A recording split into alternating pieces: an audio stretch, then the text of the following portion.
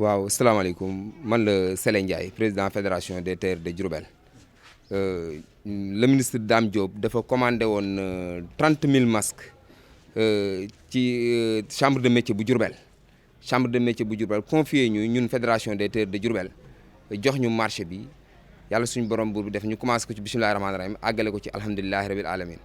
ba tey jii ñu nekkoon ci finaliser affaire bi. 30 000 masques yooyu naka ngeen ko réaliser ci ñaata fan ngeen ko def naka ngeen diviser tailleurs yi ba vraiment production bi amul jafe-jafe. waaw ñi ngi ko def ci durée 10 jours 10 jours lañ ñëw 30 000 masques yi mais ci biir 10 jours yooyu noonu dafa am beneen marché nag buñ ci dugal boo xamante ne nii daanaka moo tax sax mu mat 10 jours moo tax mu mat 10 jours mais dans une semaine waroon nañ ko cee mën a ñëw ci 30 000 masques yi quoi waaw mais délai bi ñu joxoon moom. en aucun cas moom àgguñu ci ñëw nañ 30 000 masques yëpp ba livré ko suñu partenaire muy chambre de métier bu Diourbel. dafa am ñeneen ñu leen commandé woon encore ñu dul ministre Dame Diop ñan la. waaw ci commande ministre bi ci la am ñeneen ñu ko dégg commandé waale ñu ñun benn 8500 masques muy le maire de Diourbel boobu réalisé nañ ko ba livré ko déjà ci biir kii mais 30 000 yi moom. écho yi ma dégg sax ci Sénégal ñun chambre de métier bu Diourbel ñoo njëkk a pare ci Sénégal.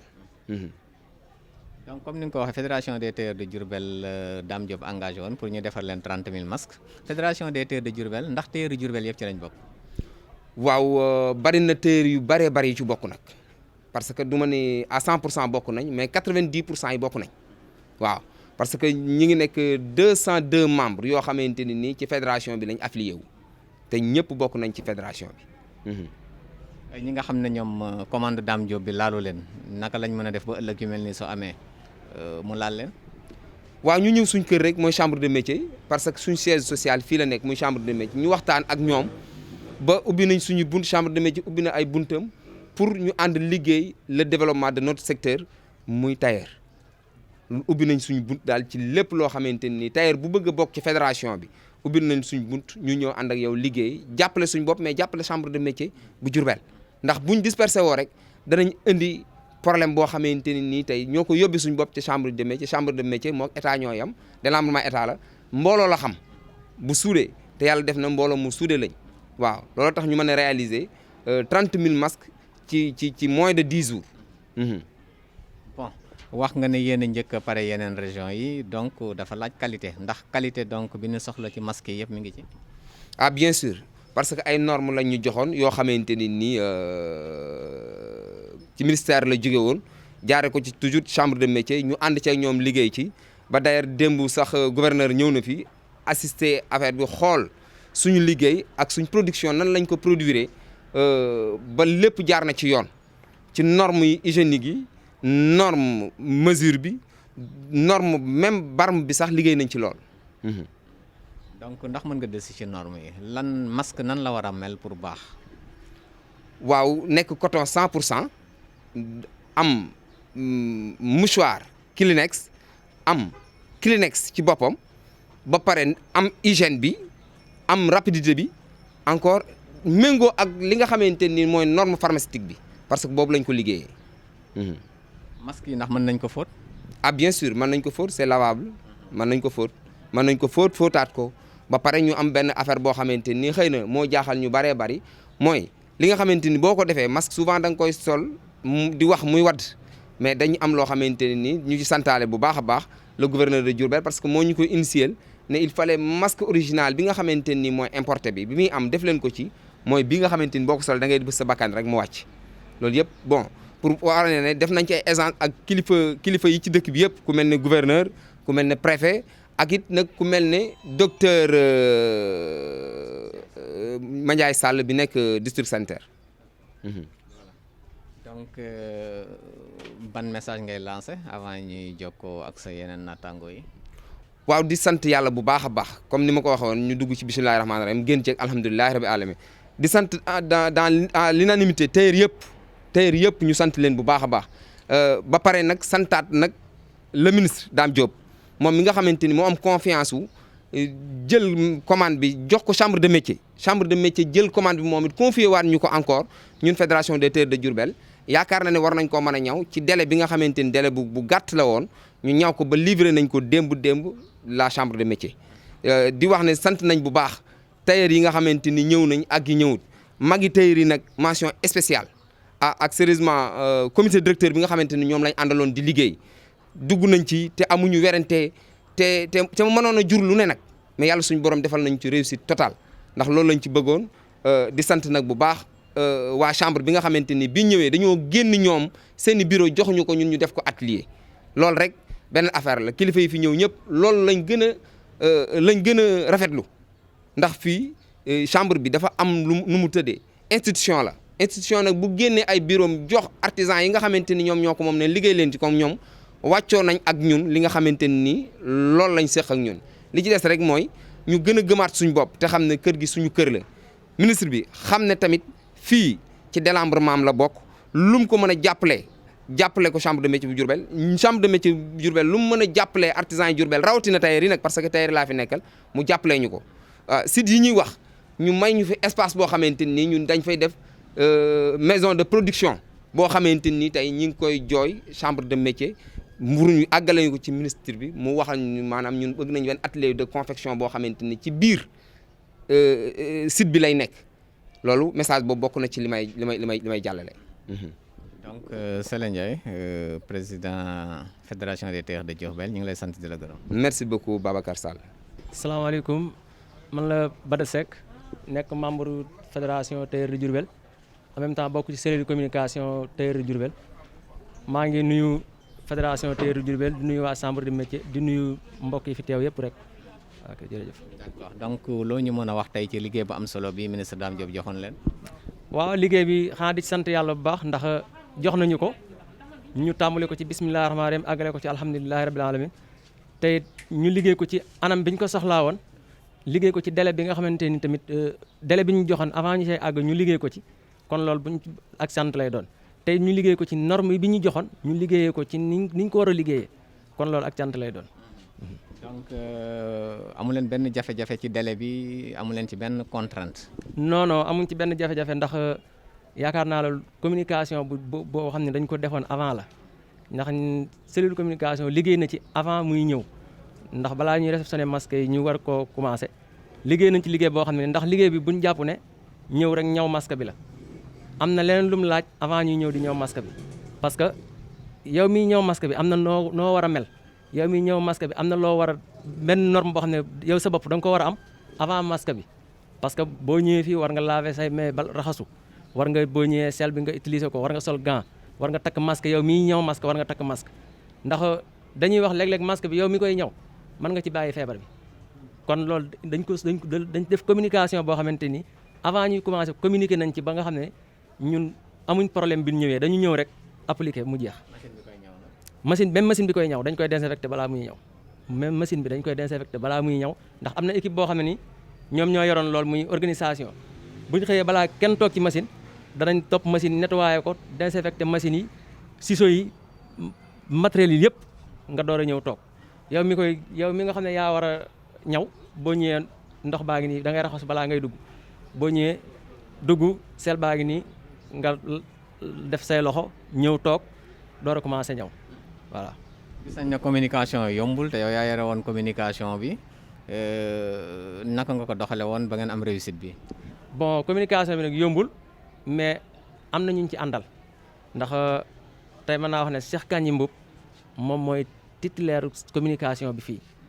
xëy na moo fi nekkul moo tax ma wax tax ci place am mais bu fi nekkoon moom mooy taxaw fii waaye communication bi liggéey nañ ci liggéey boo xamante nii du xaaruñu ba lii ñëw nii tey ñu door ciy liggéey ndax fédération bi buñ fàtt ne dépp mu taxawee ba tey ñu ngi communiquer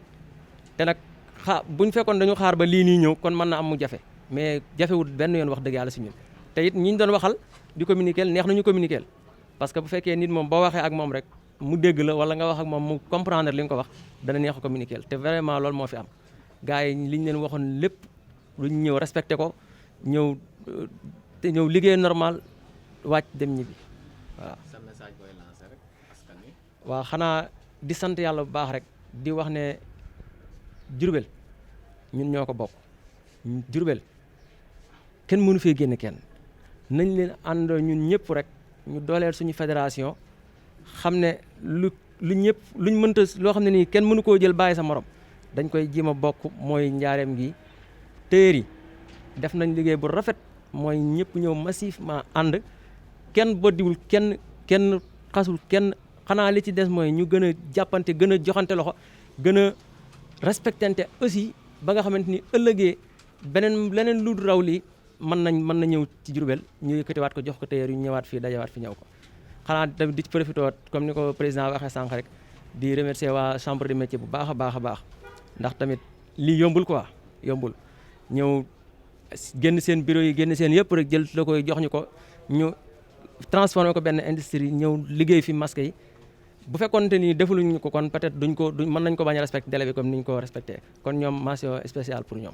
donc ñiy wéyal rek sunu reportage bi ñuy def fii ci chambre de métier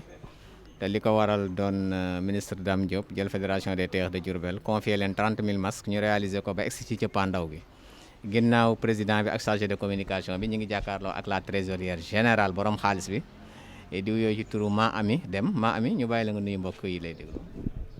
salaamaaleykum mbokki Moubarak FM ñu ngi leen di nuyu Moubarak FM Moubarak TV ñu ngi leen di nuyu di leen ziare bu baax a baax man la Mame Amy Deme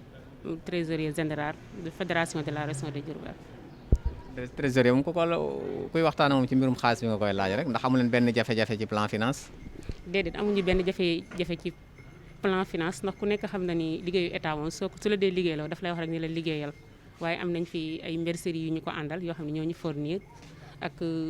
commerçant yoo xamante ne nii ñoom ñoo ñu jàppale ba nga xamante ne nii liggéey nañ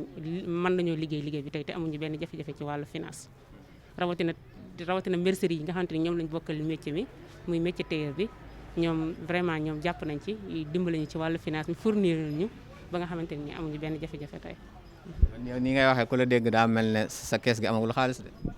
waaw ndax ku nekk xam ne ni marché état moom daf lay wax liggéeyal da ngay liggéey ba pare. nga soog a ñëw xanaa yow yaa jël say moyen bopp fédération bi doon nañ cotiser xëy na par mois doon nañ am na lu ñu jotoon a denc tuut ci loolu ci lañ liggéey ak mercerie yi nga xamante ne ni ñoo ñu jàppale mais état moom ku ne xam na ni moom nekkul koo xamante ne ni day génne xaalis jox la ni la liggéeyal ma da lay wax liggéeyal ma rek nga liggéey ba pare mu soog laa fay. 30 000 masques ndax nga autofinancé ko yomb na. déedéet yombut moom wax dëgg yàlla yombut pour ñu financer ko ndax 30 000 masques ku ko dégg surtout masques yi ni ñu ko ñëwee nga xam ne dafa am ñetti matière yoo xamante ni moo ko lëkkale ba ñeent parce que suñ ci boolee fer bi dañuy wax ñeent ci la bokk ndax am na tissu coton am na mouchoir Kleenex am renfort Kleenex dooga am fer bi ñu ciy monté ak élastique yooyu noonu yëpp ku ne xam na ni loolu yombut waaye nag fédération des tailleurs ak ndimbalu mercerie yi nga xam ne ñoom lañu àndal liggéey bi jàppale nañu ci ba amuñu benn jafe-jafe ci finance bi. ndax li ngeen autofinancé mën nañu xam à peu près ñaata la. waaw xam naa moom li ñu autofinancé à peu près war na mat 4 millions wala mu jege ko wala du ko sori lool parce que liggéey bi dañoo bëggoon mu sell bëgguñu woon dara manqué fii dañoo bëggoon lépp lu masque yi laaj rek dañ koy def parce que fii dem nañ ba indi fi ay machines yoo xamante ne nii buñ ñawee masque bi ba noppi dañ ciy dugal masque bi moom moo koy tàngalaat 30 secondes lay am ci biir pour bu ci génnee rek dem ci mbuus yi ba nga xam ne benn infection du demaale ci kii te machines yooyu noonu yëpp liñ fi indi lépp xaalis moo ko indi ak te suñuy moyens bopp lañ ko doon defee ak ndimbal wax naa mercerie yi nga xam ne ñooñu ci doon jàppale. donc financé ngeen à peu près 4 millions ci liggéeyu masque bi di xaar état fay leen xaalis état moom lu mu leen war a fay. waaw état war nañu fay 12 millions parce que waaw masque bu ne mi ngi ko jëndee 400 francs 30 000 masques yi nekk 12 millions